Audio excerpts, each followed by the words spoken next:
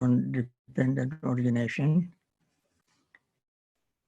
Yesterday I started with ignorance. Ignorance is a very big subject. When Buddha delivered the first sermon, he did not use the word avidya. Instead, he used tanha or craving.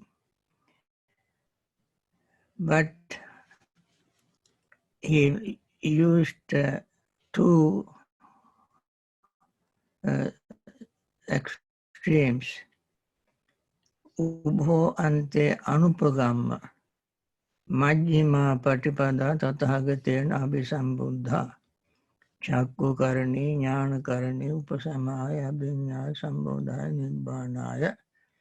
Which means having avoided by not following an extreme of sensual pleasures and self-indulgence, self-mortification. He says self-mortification is hino, gammo, potujjaniko, anaryo, anatta sangito. He gave 5 qualities of that extreme of self-indulgence. Now, at the very outset, I must mention, you have to listen to this impartially with sort of mindfulness without falling into any emotional extreme, because what I'm going to mention too many people may not like, but my purpose is not to say things to please people, but to mention the truth that Buddha has very clearly stated in the discourse. Hino, gammo, pothujjaniko, anaryo, anatta sanguto are the 5 words or qualities he described, qualities of the extreme of sense pleasures. Number 1, hino. It is very low. Gammo, ordinary. Potujjaniko, one who does not know the Dhamma. Anaryo, that is not noble. Anatta sanghito, it is endowed with harm, anatta. So that is the very nature of self-indulgence. And this actually is exactly what people like. Why they like it? Because they don't see this danger. They don't see the danger. That is ignorance. On the other hand, they are the ones who wish to continue their existence in samsara, called bhava-tanha, craving for perpetual, unending existence, going in samsara, round and round, enjoying this life, and they pass away without finishing enjoyment and wishing to continue enjoyment in other lives, maybe human or divine or even Brahmas. Even though they may not like the lower plane of existence, but if they live this life more unmindfully with deeper ignorance, they are preparing their next low birth. That is called hina. Then they continue their life in enjoying pleasure in that particular life, and that also comes to an end, and then wish to be born again. That is the person who does not know the Dhamma, Potujjaniko. Then Anaryo, Gammo, Potujjaniko. Gammo means this is just ordinary, simple behavior that is common to all human and animals.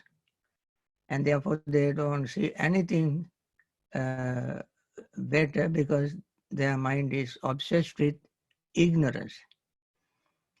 Anatta Sangito, Anaryo, this is not the one that one who knows the Dhamma, one who follows the Dhamma, becomes an Aryan noble person.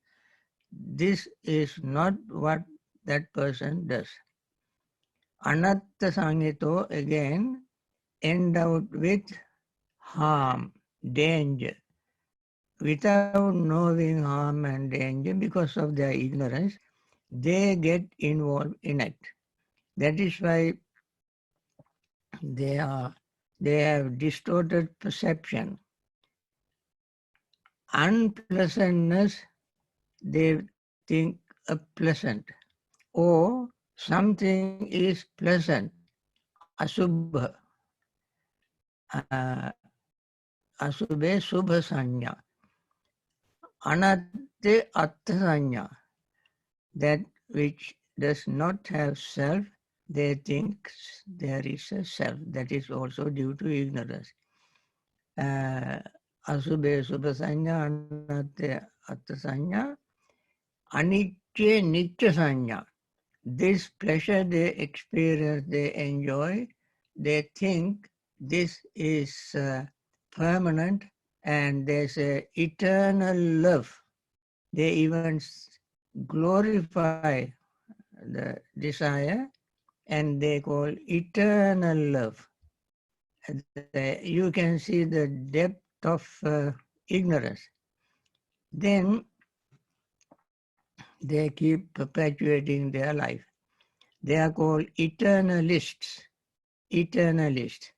They want to exist eternally, enjoying sensual pleasure, perpetuating the notion of self, and getting deeper and deeper into ignorance.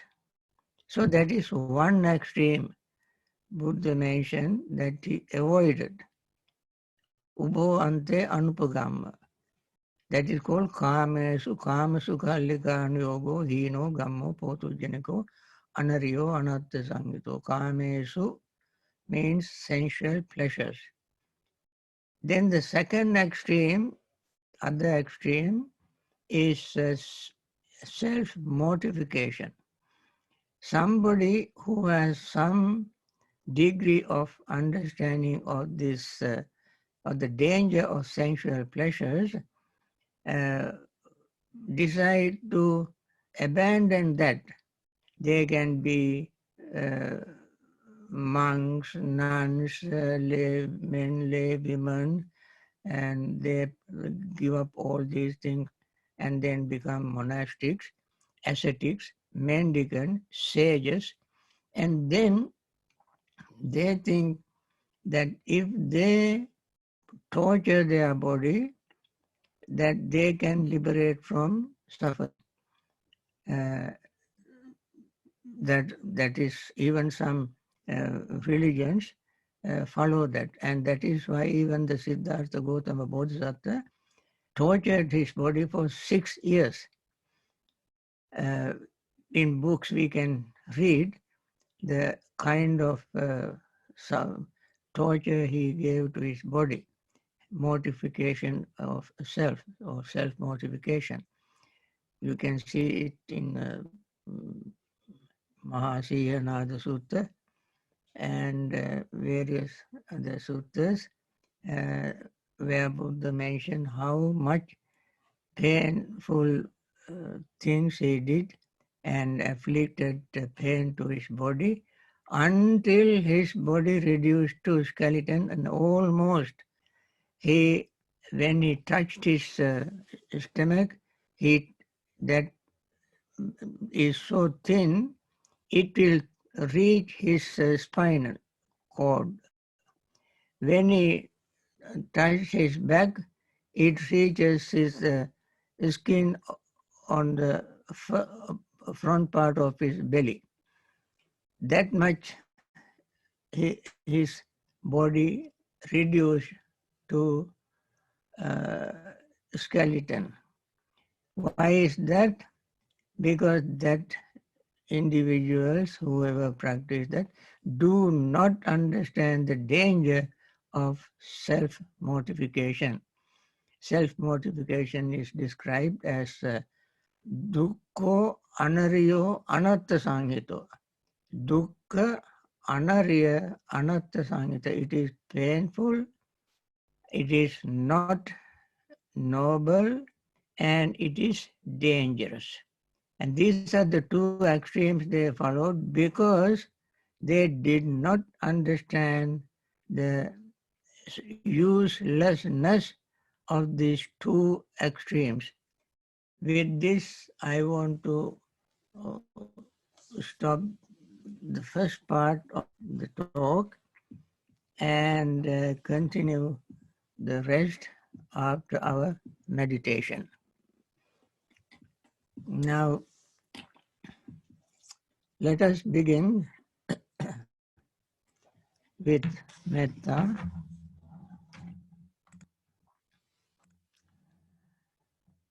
May all beings be happy and secure. May all beings have happy minds, whatever living beings there may be, without exception, weak or strong, long, large, medium, short, subtle or gross, visible or invisible, living near or far, born or coming to birth. May all beings have happy minds. Let no one deceive another, nor despise anyone anywhere, neither from anger nor ill will should anyone wish harm to another. As a mother would risk her own life to protect her only child, even so towards all living beings, one should cultivate a boundless heart.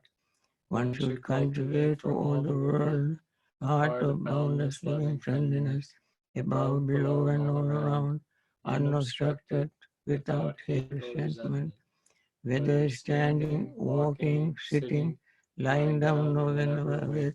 One should develop this mindfulness.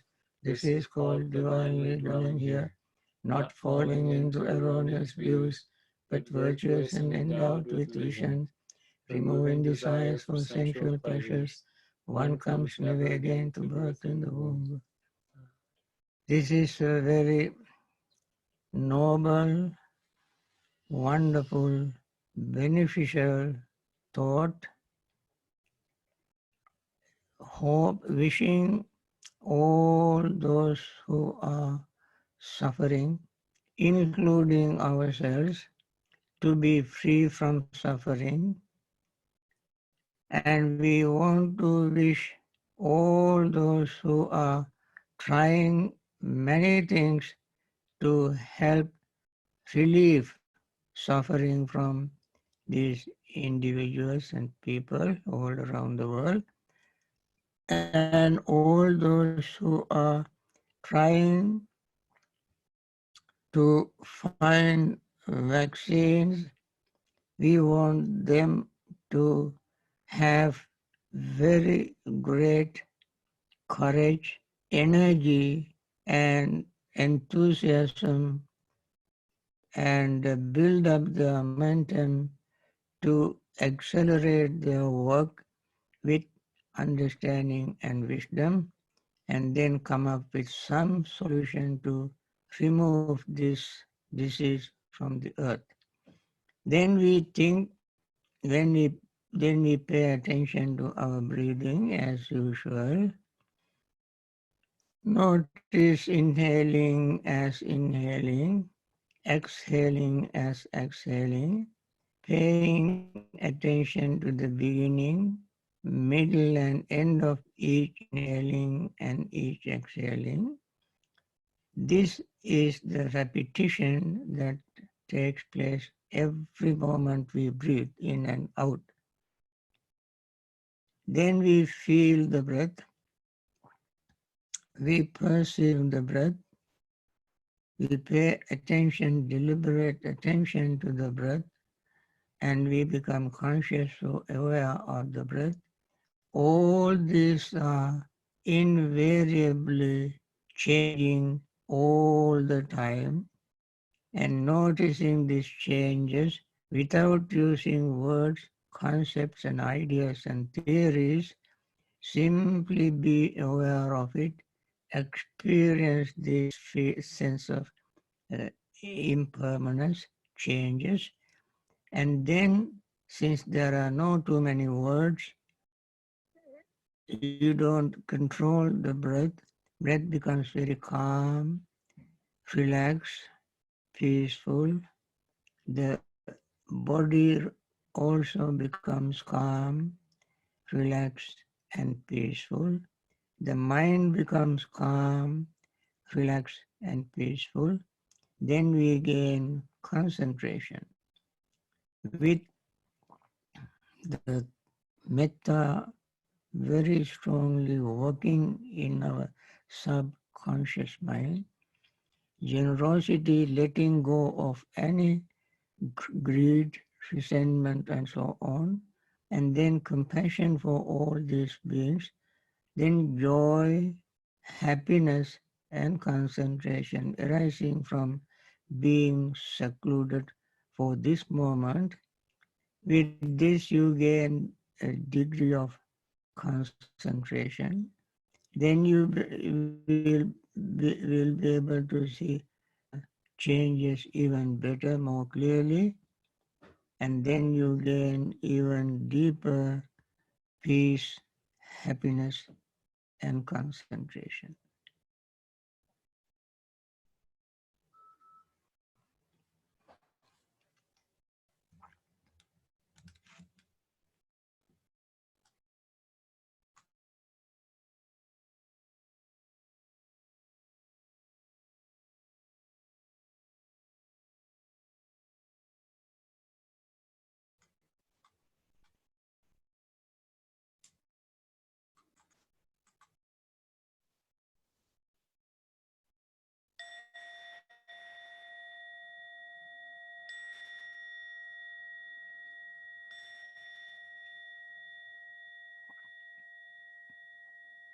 Dukkha pattaja nidukkha, bhaya pattaja nibhaya, soka pattaja nisoka, hontu sabbe pipanino. May the suffering be free from suffering. May the fear struck be free from fear. May the grieving be free from grief. So too may all beings be. This is our very sincere, honest, straight wish for all living beings. Also, we want to include all those who are suffering from this coronavirus, those who are related to them, friends, relatives, parents, children, spouses, partners, and those who are their heads, leaders, and also we want to wish may all the leaders be soft, gentle, kind, and wise to make a right decision for the benefit of all living beings all over the world. We all have that capacity, that strength, only if we have compassion, metta, insight, and wisdom. We all want to wish all of them to have all this patience, understanding, compassion, and wisdom to liberate themselves from suffering and help others free from suffering.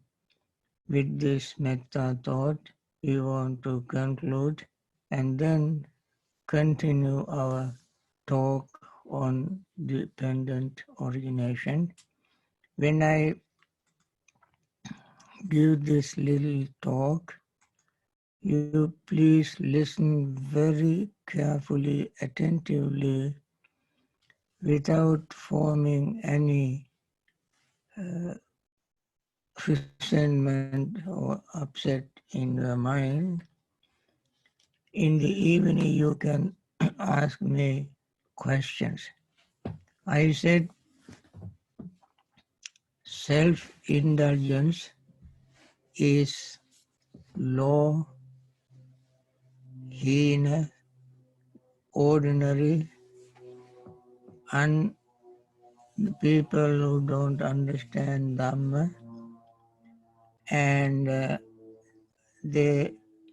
those who don't know the danger of the sensual pleasures. Sensual pleasures always used in plural, kamesu, kamasu kallikanu yogo. Yoga has several meanings, detachment and wisdom, and also attachment and yoking. For both meanings, the word yoga is used. And kama sukhalikanu yoga means tying to the yoke of sensual pleasures. Once you are tied to this yoke, it is very difficult to get out of it because you don't see the danger. You may even question how can we live without sensual pleasures. We want to increase the population. We have to have our families, and for that we need sensual pleasures. And here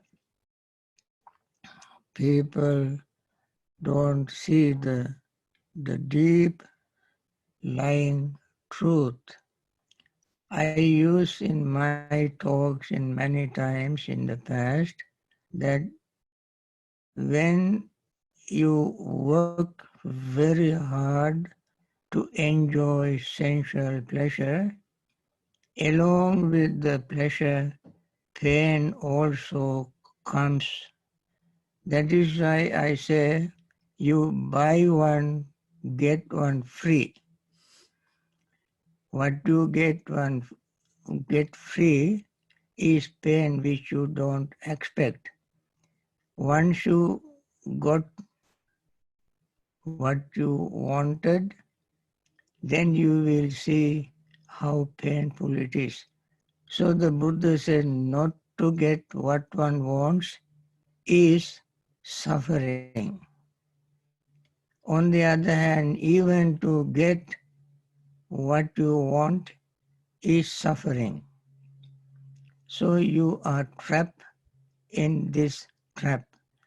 And this is because of greed and ignorance work together and join together to make it difficult to understand.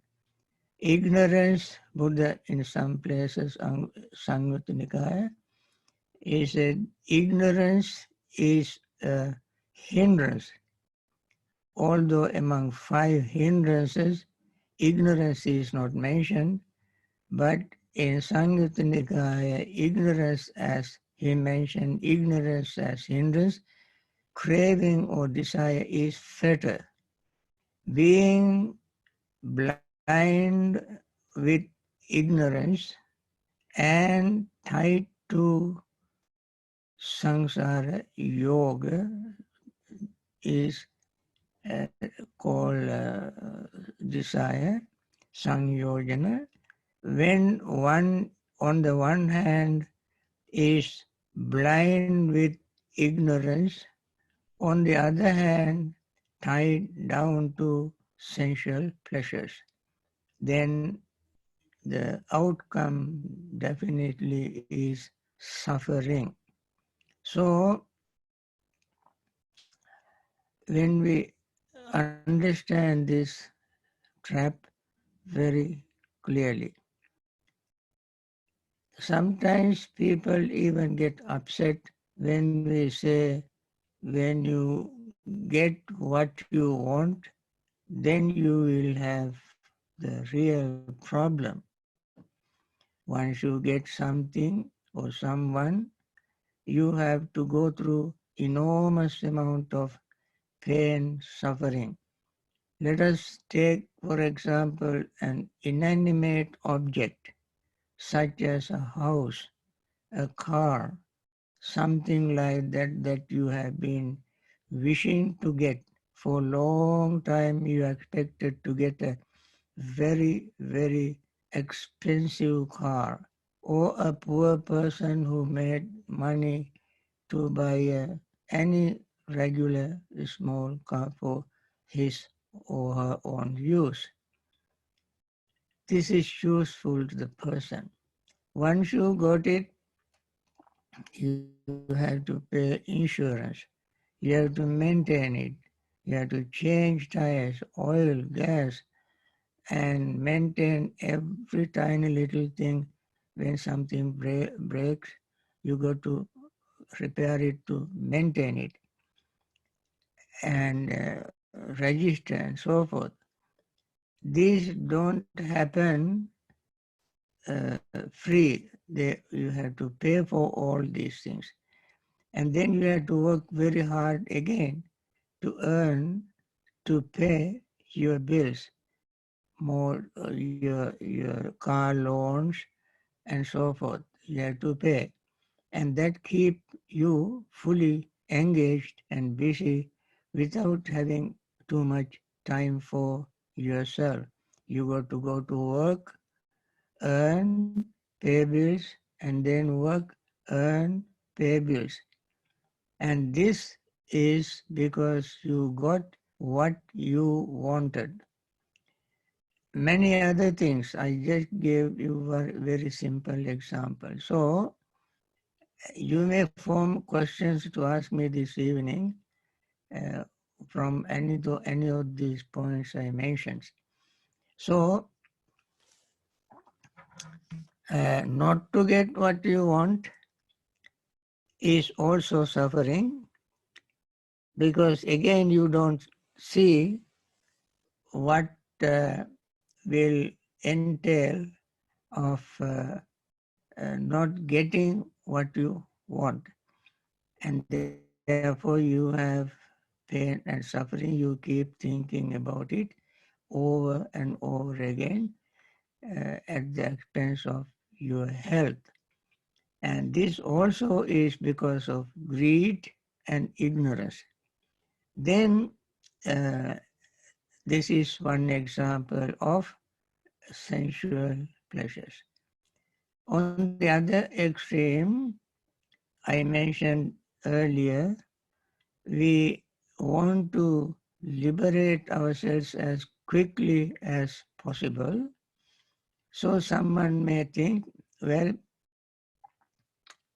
I want to uh, do something very severe. I must be very serious. I should not eat as much as others eat. I should not rest. I should not sleep. I simply go on practicing something, yoga, meditation, or something, and restraining, reducing my rest, eat, and so forth. And eventually the person reduced the body to very minimum level, to a skeleton and so on. And that is another extreme. That also is uh, practiced because of ignorance and desire. Now, avoiding these two, Buddha taught us the middle path.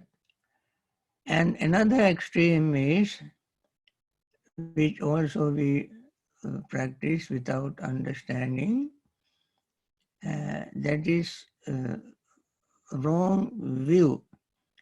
Wrong view leads to wrong thought, wrong speech, wrong action, wrong livelihood, wrong effort, wrong mindfulness and wrong concentration. Why they are wrong? Because they do not bring the expected result, the liberation from suffering. And they even don't know that there is something called suffering. And therefore, they practice this wrong view, and they even don't want to. They are the ones who sometimes call chronic skeptics, who don't want to change their views. They hold on to one view and then do not want to give it up. And they suffer from the wrong view, because one who has wrong view always does something wrong. Wrong in the sense that it does not produce peace, happiness, and liberation. Whatever we do that does not help us to liberate ourselves from samsara, from suffering, is called wrong, is wrong. It is not provincial wrong or personal, individual wrong. It is universally wrong, meaning that which does not bring peace, happiness, liberation from suffering is wrong thing. And the person does not know that, does not think it will do harm to the person, and therefore holding wrong view. In Alagadupama Sutta, in Majjhima Nikaya, Buddha mentioned there are two, he gave two similes. One is a simile of snake, other is a simile of raft. Let me take the simile of snake. I want to mention it very quickly. When somebody wants to catch a snake to extract poison, if the person catches the snake by its tail, the snake will turn around and bite him and causing him death or severe sickness. Similarly, if somebody has wrong view, that person can cause harm to himself and harm to others. A snake bite can cause the sickness or death of the person who catches the snake. Misunderstanding the Dhamma, the truth, can cause his harm to that person and harm others. Millions and millions of people can be misled because of wrong view, wrong misunderstanding. It happens not only in this life, it will go even to the next life and the next and so on. The person will suffer in both lives, here and hereafter, if one has wrong view. Why does person has wrong view? Because he does not understand that it is wrong, and therefore he is ignorant. That is another example of raw, what you call avidya or ignorance. And the third also is a pair, that is everything exists or nothing exists. One who does not see impermanence or rising of anything, falling of anything, he sees only the rising and does not see the falling. That person can conclude that everything exists. Another one may see falling or disappearance without seeing appearance. That person may conclude that everything is vanishing, disappearing without existing, without coming into existence. These are two extremes. One is seeing only the rising, other is seeing only the falling. But only one who sees both rising and falling will have the right understanding or see things without ignorance. So, and also there are in the other extreme of self-indulgence and self-mortification. One who has self-indulgence, self-mortification, would think that uh, in would think various ways of his own personal existence of self in different ways, which I think I can start explaining tomorrow. Friends, my talks on ignorance will go on for some time until we have some understanding of what ignorance is, because ignorance is a very important topic for us to uh, study, and ignorance is the root of our suffering along with greed. These two roots combine together, work together to make us suffer. I think with this, I like to conclude this morning session. And I also once again want to wish all of you, all those who are in pain, suffering, be free from suffering. All those who are trying to help them have strength, courage, inner determination, and good health to support them. All those lead the nations, be wise, gentle, compassionate, with full of metta, to make right decision. It is now almost getting out of hand. So I wish all this to be, the individuals to be free from pain, suffering, and liberate from pain and suffering. Live long in good health. Thank you and see you this evening. Sadhu.